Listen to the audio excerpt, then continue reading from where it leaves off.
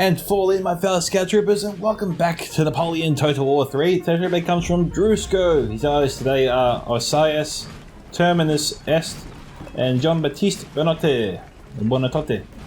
Their opponents today are JP Newman 99, Greta Berger, Melkor, and Atugard. I'll translate it. I'm not really sure how to say this. Otaku. I can't say it. Atugard. It's a very difficult name to say. I don't know why. I'm just stumped on it.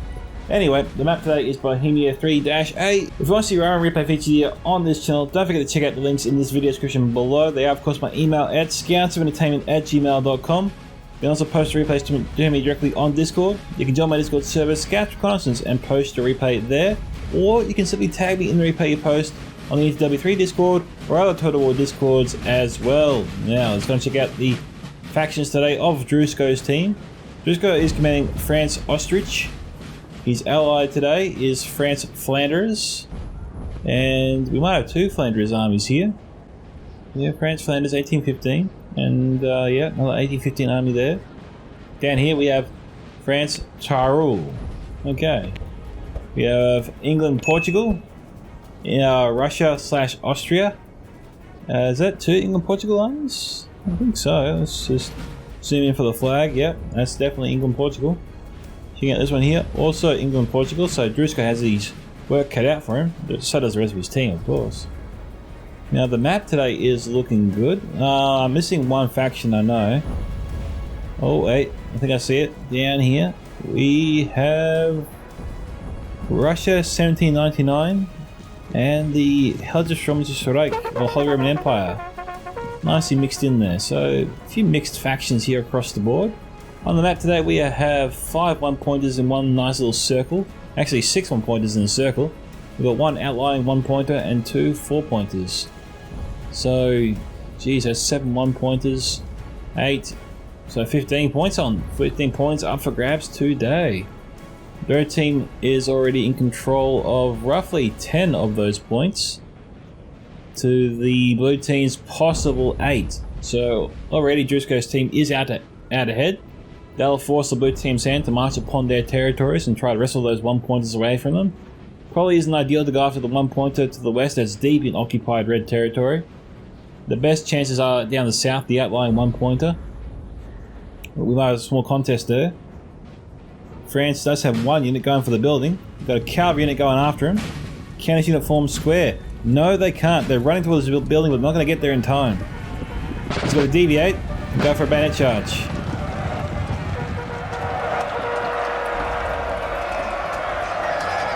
Alright, Russia prevents France from getting inside the building. He moved too slow. The rest of the army isn't too far away, but he's going to have to deviate another unit to come take that building. And send over a couple of cav units to escort them to make sure they get inside safely. But, yeah, hats off to the blue team for that initiative. Definitely took them by surprise. They weren't expecting that. Now, this is a little bit hilly. Artillery is not going to be that easy to be used on both sides. We're seeing a lot of dips in the hill. Till's going to go into a lot of hillsides here and bounce off the top of the hills and over the heads of their intended targets, probably. Yeah, I'm not liking this. I'm sure other players, all the players here, are trying to pick the perfect artillery spot. And if you are France, that would probably be roughly around here, depending upon where the enemy forces are. But up here, this is a nice vantage point. It has most of the valley open for possible targets, with very little terrain interference. It's gonna be very tricky. You know, the only ways artillery will really be effective is in close quarter combat, but such a move is very, very risky. Charged by cavalry is the biggest threat, followed up by infantry charges, of course. You know, some artillery fires at very spaced out periods. Some have much longer load times than others, so you're going to be wary of that. Try to consult your teammates too before every match about the kinds of artillery you want to bring. See if they know how long it takes to reload certain artillery pieces compared to others. Any intel you can gain on units before you bring them will definitely help you well, just with help you in general. So try to seek help from your teammates if you're new to NTW3 or you're new to a faction that you're playing. I know such advice would definitely help me out a lot. We've got some 3-pounders here, a few 6-pounders as well. Yeah, if France gets on the hill here, they can blow that hill they can blow that house to Kingdom Come and all the surrounding units behind it. This is just a 1-pointer. And the way the rules work when it comes to lock is whichever team holds a unit in that area, in the vicinity of the house is destroyed, gets the points, essentially. So, you know, always be wary of that. Looking on the map, we still got that French unit just running away there. That's the infantry unit that got ambushed there by the Austrians. Not the Austrians, the Russians / Roman Empire. The cavalry's facing off against that one unit, but they're not trying to charge him down. Okay, they're sending over another unit. This unit can't form square either, but it needs a cavalry escort, and France doesn't seem to have learned his lesson. There's no cav moving with it. You got that cav unit that's disappeared just now. Their plan is probably just to move themselves around here, position themselves right here along the edge of the forest area, and as soon as France peeks their head around the corner to go for the house, wham! Straight into their ranks, and then that unit is done as well. So for God's sake, France Tyrell, don't repeat history, send an escort for that unit. It sure as hell is going to need it. No, I mean, time will tell. We'll just try and keep our eye out there on the map. Both sides here getting closer to one another. France moving up some Chevalier Lancers here. They're looking for a quick strike. That is the purpose of Lancers. Quick strike in and out. Now, England could charge into a bunch of densely packed troops. It could be the plan. Once the blob here gets close enough, try and charge and get in their ranks before they form a square.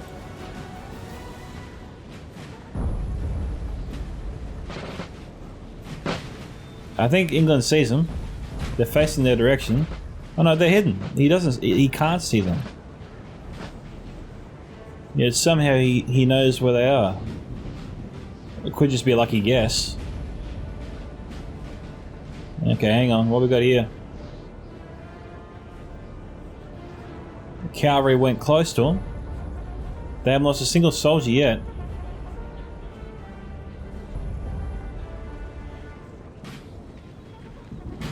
Come on, mate. Turn around. The cavalry's coming. He knows they're there. Oh man, he's lost another unit. Cavalry's trying to save him, but it's not going to work. He sent one unit to help them with other enemy units in the area.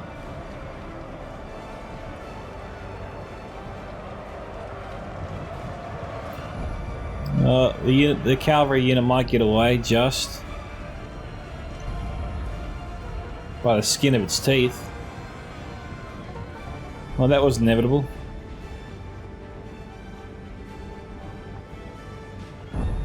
They're walking.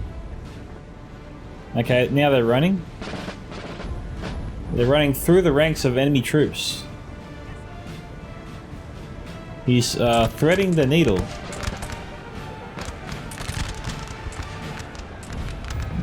Geez, they could break. Yep, they're routed. It looks like he was trying to go for the artillery. France is not having the best of starts here today. France Charles, well, he's had 2 minor defeats so far. Hopefully he doesn't suffer too many more.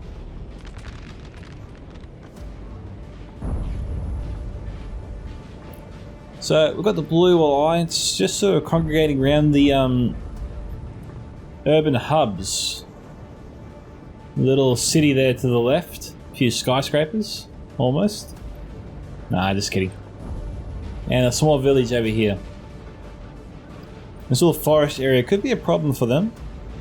Makes it harder for them to form one long line in unison. If they're formed here, all the units would move very slowly, so it becomes very difficult to use units in this area here.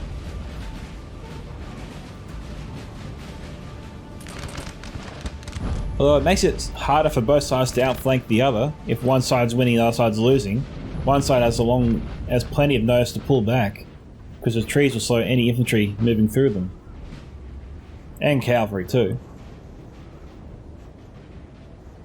Now, what is the Lancers up to? I mean, they're fast. There's a general over there. We can definitely see them. Maybe he's going to try and go after the general. No? Okay, he's pulling back. Jeez. Best laid plans seem to be changing all the time.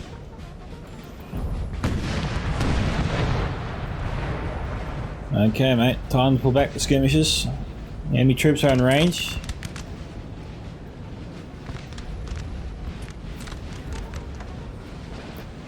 This is Driscoll's unit here. Yeah, see, they're falling back.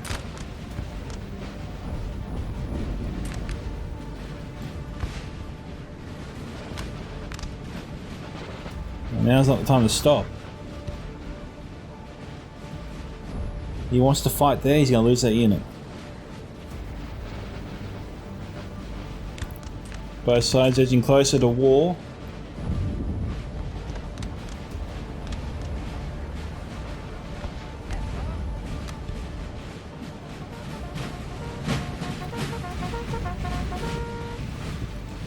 These skirmishers need to fall back.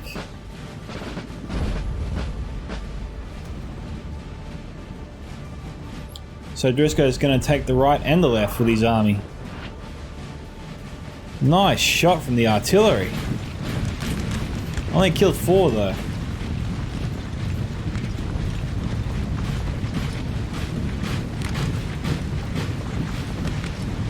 Okay, captured a building.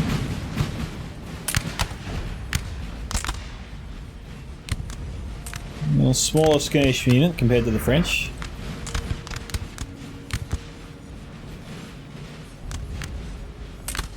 For 3 sniper units, they aren't good at killing each other. So when in doubt, move closer. That's sound logic right there, and I'm not mocking him, that is sound logic.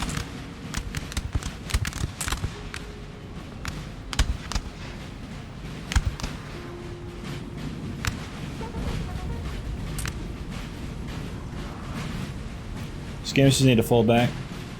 They're moving in front of their own troops here. They're going to get caught in a crossfire. He's going to walk back. Just walk straight back. Get out of the way.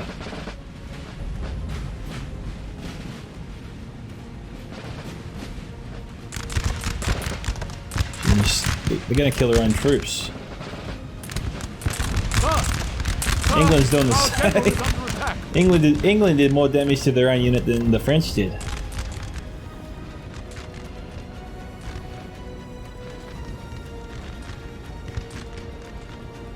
Well, France is gripping up here.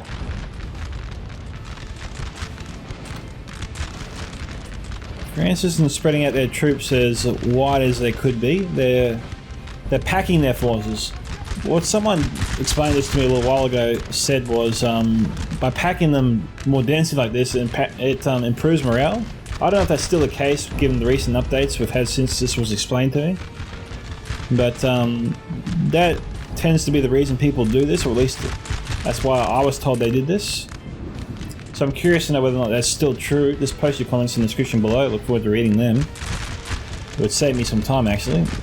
Or whether or not I should keep doing this in the future.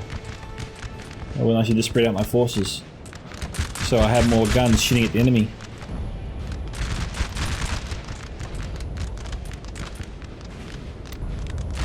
Now, if we're talking the strength and weaknesses of the battle going on here, England seems to be in control of the centre. France has more troops moving up to fill the gap maybe in the centre. France is looking pretty strong here on the left. On the right, most of the troops on both sides are at the maximum part of their range where they can fire, so we're not going to see too many casualties taking place here. It'll take a long time before we see a lot of troops start to fall here. Now, France has gone into column formation. I have no idea what Flanders is up to, but he better do something soon because right now he's being shot to death.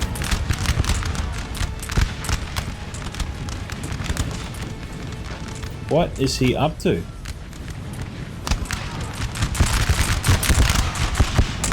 His entire line is going to break before maybe he even fires a shot. Oh, you got some grenadiers coming in. The grenadiers could save him from certain defeat. Now that was a solid volley there from Flanders. He took a big risk there. He still could lose. We've got the cav coming in.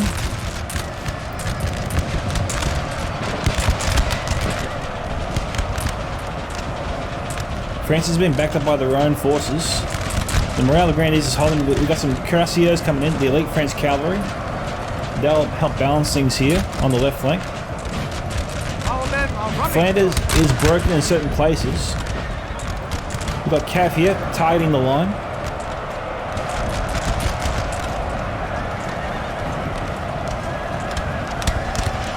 Austerlitz is getting him darn close too to fire at his enemy.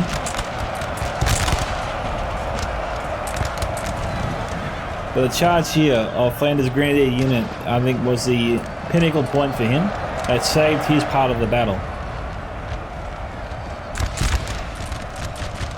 England seemed as though they had him dead to rights. His line was crumbling right before our eyes. When the Grenadiers charged in, France got that sweet volley when they opened fire. That so many English troops went down at that range. I was very surprised. This cav, these dragoons from Austerlitz, they're down to half strength, but they've had decent morale. We've got a crap ton of cavalry moving in here from the Russian/Austrian player. Cuirassiers are still in the fight.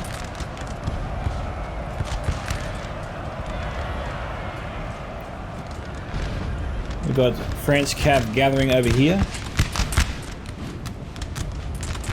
France on the right is just trying to stay away from their opponents right now as they focus on the battle on their left flank first. Once things die down here, then they'll refocus their attention towards the English on this side. We've got cav coming in, they're targeting the Russians. I was going to call these guys the Russians because it's just taking too long to say the full name.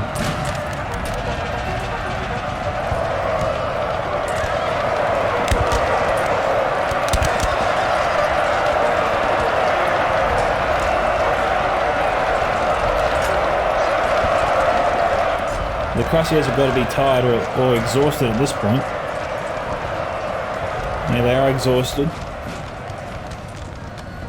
France is pulling back that cavalry.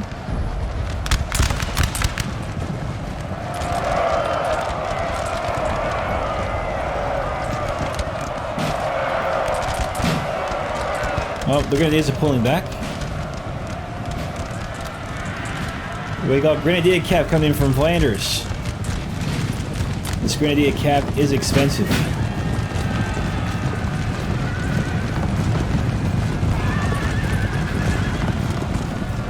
And the France broken.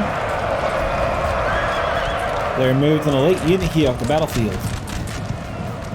Our men are running, sir.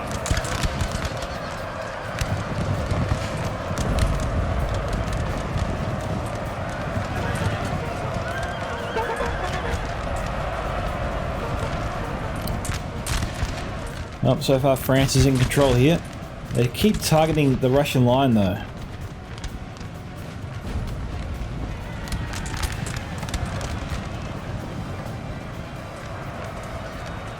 Oh, they broke one unit. They're charging into the flank of another.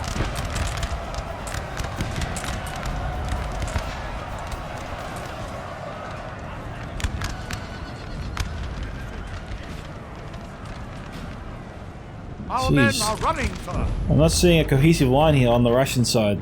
Their forces are very spaced out.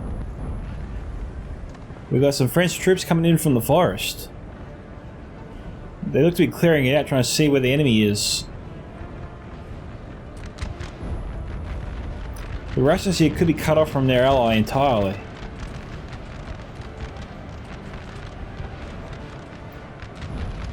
Now, Austerlitz needs to straighten up his line here. He's got 4 units out front.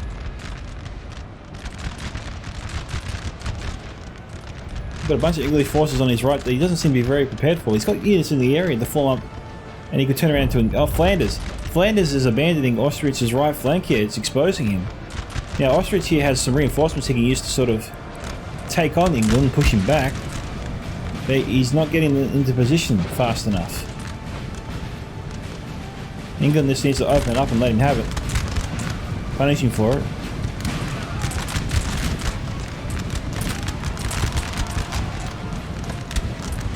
We're hearing screams. I'm not seeing too many soldiers fall there.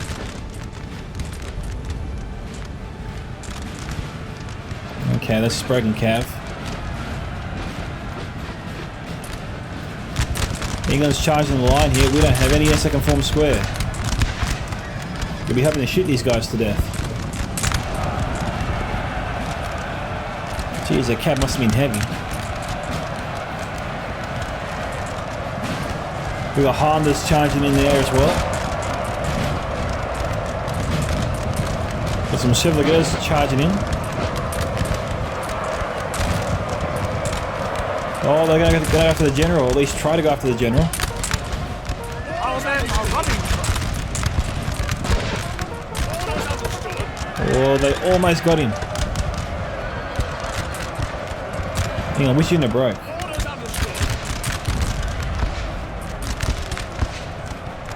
They just charged into English skirmishers. Now trying to charge into the rear of English forces. They're just trying to do as much damage as they can. They're breaking a few units there. So Austria's counter-attacked very well.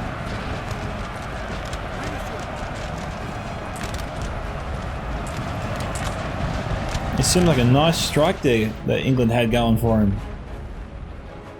But he was just outmaneuvered by Flanders. So Flanders came back and joined Austrich's left flank. Just sort of swept in and swept England aside. Looking at this, Tyrol's got to turn around now and rejoin the right flank of Austrich there. He's moving too far back. There's no reason for him to come back this far. They can come back and deal with the Russians later, but they got an opportunity to wipe out England and the rest of the other Russian faction before them over here. See, we've got England falling back this way. Tyrol could have moved forward already, being in position to shoot England as he tried to make his way past him. They could have had them right then and there. But he's moved back, and I don't know why he's holding position there, because there's no enemy in front of him or behind him nearby. He's got to turn around to get back to the battle.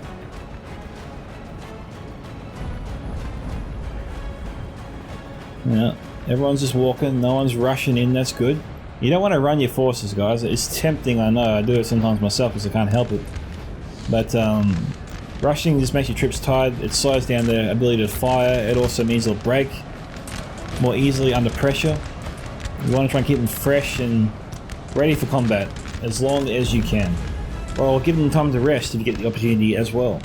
Don't always try and keep them in the fight.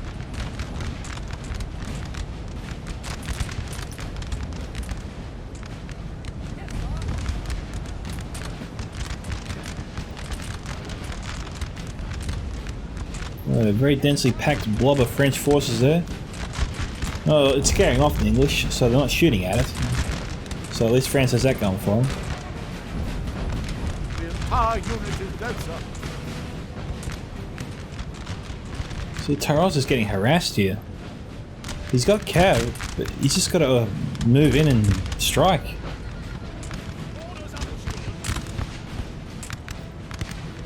He's moving over his artillery.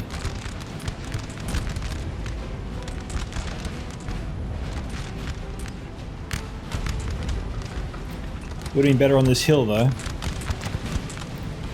Yeah, if Tyrol had just come this way and stayed here and set up his artillery, he could have been shooting at the English and the Russians the whole time. Where he could set up his artillery now, it's just below the crest of the hill. Makes it very hard to use.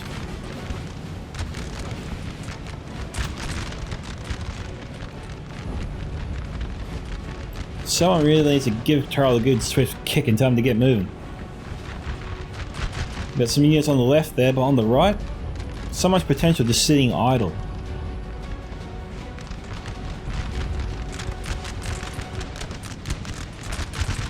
I'm not sure why his eyes... If his eyes told him to stay there, I don't see the logic behind it. I don't see the strategy behind it. There is no logical reason that he's staying put right now. His teammates are engaging. He could be joining the fight as well. Definitely relieving the pressure here on Ostrich's right flank. But the troops are falling back, exposing him to the Russians. The Russians should be moving in right now to take advantage of this. But they're a little bit slow to move up, which gives Ostrich time to pull back. Well, battle it out for the while, I suppose, with the English, because he does have a superiority right now. And then when the Russians get closer, then pull back. Our men are running, sir.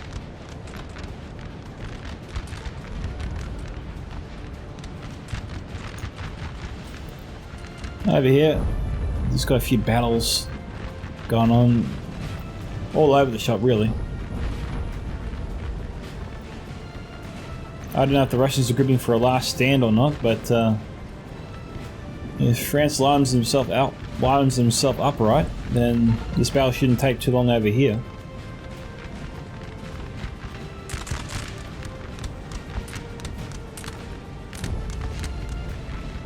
A stray bullet could take out the general. Yeah, Tyrell found a nice hill here. He can shoot down into the enemy. Our men are running, sir.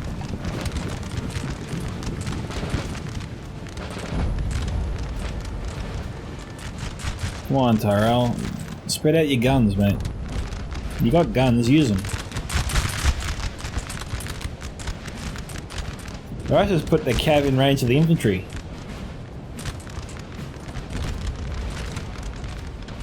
Austrich's force is struggling here. Flanders is formed up pretty well. It's enough to actually make England take a few steps back. It's buying time for Ostrich to bring up reinforcements. Or the reinforcements he has.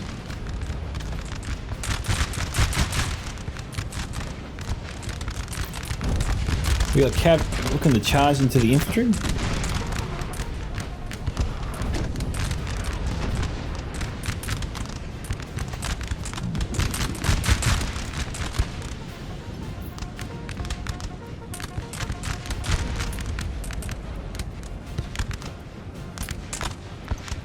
He's losing some units faster in some areas than others.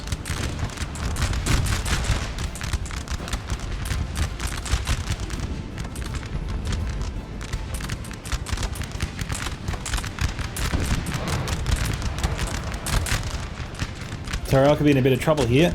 He's definitely going for the double up formation. Why is he doing this? He seems to be hurting himself.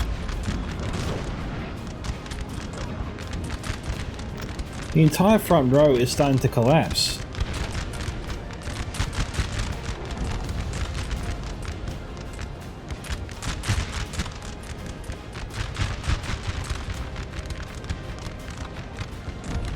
Russia here has reserves, but he should be bringing them up. If Tyrell's going to fight him like this, then Russia should just move forward, apply maximum pressure, and just shoot him into oblivion.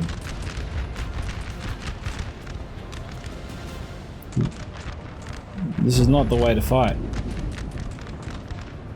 These forces are just being slowly eroded.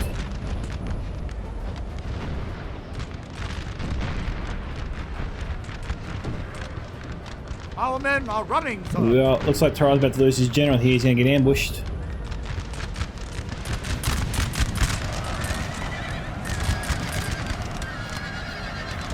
And there goes his gen.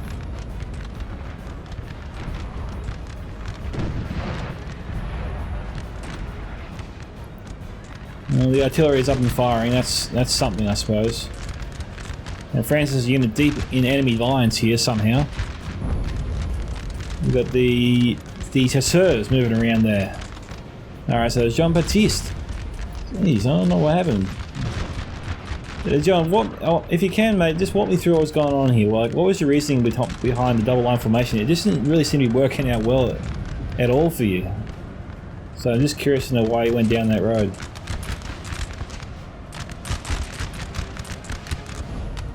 We have killed their general, sir. Now they must pray. Nice work. Alright, Flanders avenges Tyrell and takes out his opponent's general that took out his.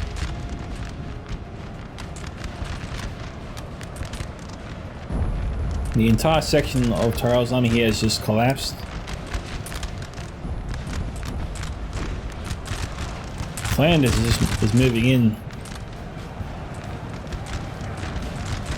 like a man possessed, just sweeping the enemy aside.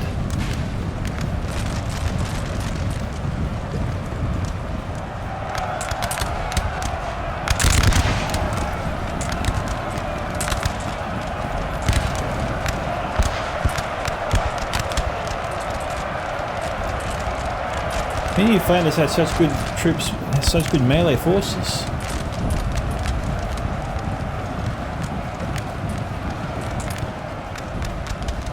Flanders is fighting fairly well here in this match.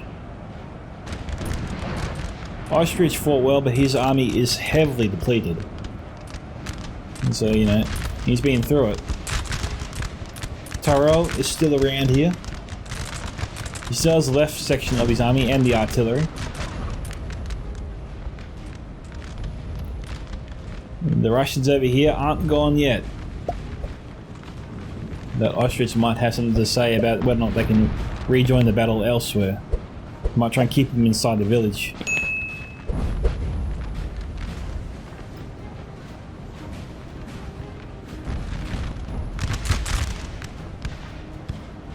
We have killed their general, sir. Now they must break. Okay, Melkor lost his general there. Unlucky to him.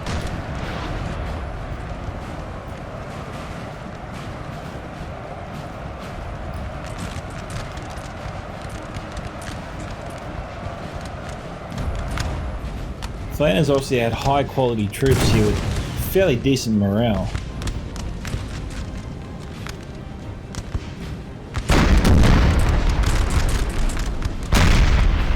Nice shot.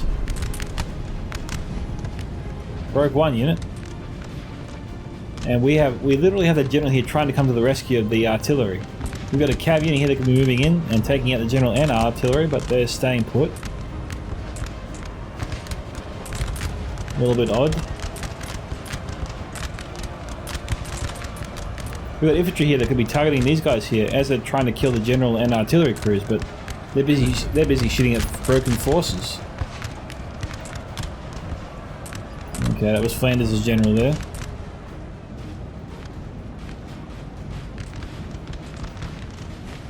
Forgot to click on the name, I'm sorry about that. Would have been curious to see who was commanding Flanders.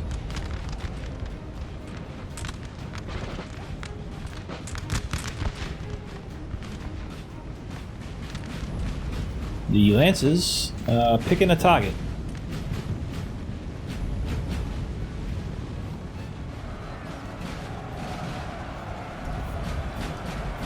Just delaying the enemy right now.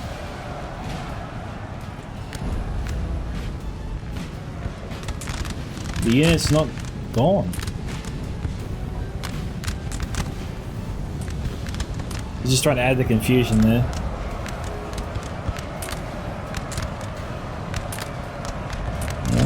We've got some grenadiers coming in. Our men are running, sir. Chasseurs moving into battle.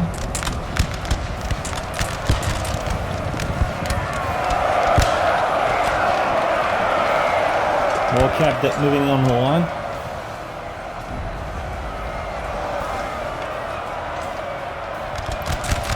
The army is surrounded. And they're gone.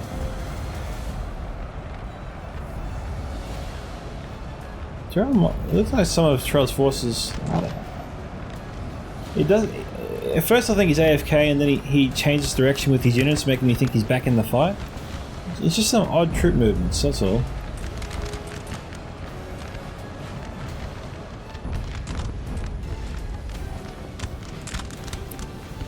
France's unit over here.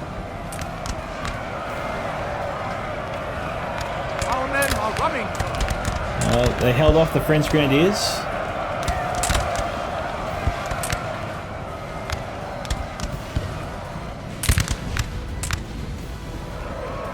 I think France is battling away for control here.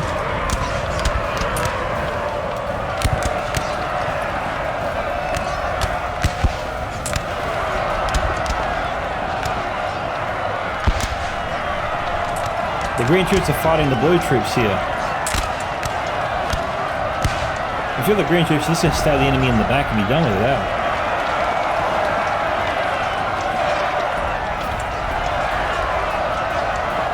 This is the weirdest engagement inside a building I think I've ever seen. We have taken a building, sir. Okay, looks like they just took it. The battle is almost over, guys. Let's try and mop up the last of the enemy forces.